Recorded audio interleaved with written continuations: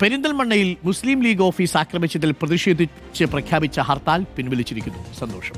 പൊതുജനങ്ങൾക്കും വിദ്യാർത്ഥികൾക്കുമുള്ള അസൗകര്യങ്ങൾ കണക്കിലെടുത്താണ് ഈ തീരുമാനം. അർച്ചന രവീന്ദ്രൻ ചേരുന്നു.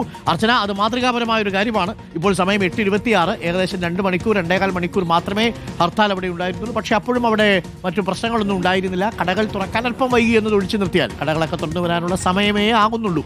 എന്തായാലും ഈ പരീക്ഷയൊക്കെ നടക്കുന്നത് കൊണ്ട് വിദ്യാർത്ഥികൾക്ക് ബുദ്ധിമുട്ടുണ്ടാവും, നാട്ടുകാർക്ക് അസൗകര്യമുണ്ടാവും.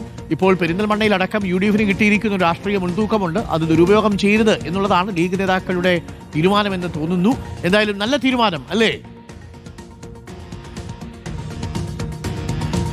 അരുൺകുമാർ, തീർച്ചയായും നല്ല തീരുമാനം തന്നെയാണ്. ഇന്നലെ നേരെ വൈകിയാണ് ഇത്തരത്തിലൊരു ഹർത്താൽ പ്രഖ്യാപിച്ചത്. അതായത് ഏകദേശം 11 മണിയോട് കൂടിയാണ് UDF-ന്റെ ഹർത്താൽ ഈ ഒരു ഭാഗത്ത് പ്രഖ്യാപിച്ചത്. അതുകൊണ്ട് തന്നെ പല ആളുകൾക്കും ഈ ഹർത്താലിനെ കുറിച്ച് അറിയുന്നുണ്ടായിരുന്നില്ല. കാരണം ഇന്ന് രാവിലെ ആയാലും ആളുകൾ കട തുറക്കാനടക്കം വരുന്ന ഒരു സാഹചര്യം അടക്കം ഉണ്ടാകുന്നു. അത്തരത്തിലുള്ള ഒരുപാട് പേർക്ക് ഇത്തരത്തിൽ ഈ ഒരു ഹർത്താൽ ഉണ്ടെന്ന കാര്യത്തിൽ, അതായത് ഒരുപാട് ലേറ്റ് ആയതുകൊണ്ട് തന്നെ ഹർത്താൽ ഉണ്ടെന്ന കാര്യത്തിൽ ഒരു വ്യക്തത അല്ലെങ്കിൽ അത്ര ഒരു സംഭവം തന്നെ ആളുകൾ അറിഞ്ഞിരുന്നില്ല. എന്നാൽ ഇപ്പോൾ ഏകദേശം 8 മണി ആയോടുകൂടിയാണ് ഇപ്പോൾ ഇത്തരത്തിൽ ഹർത്താൽ പിൻവലിച്ച കാര്യം ഇപ്പോൾ UDF നേതൃത്വം അറിയിച്ചിരിക്കുന്നു. അതായത് ഈ ഒരു യാത്രക്കാരുടെയും അതുപോലെ തന്നെ വിദ്യാർത്ഥികൾക്ക്, പല വിദ്യാർത്ഥികളും ഇന്ന് പരീക്ഷ നടക്കുന്ന ഒരു സാഹചര്യമാണ്. ഡിസംബറോട് കൂടി പരീക്ഷകളെല്ലാം നടക്കുന്നു.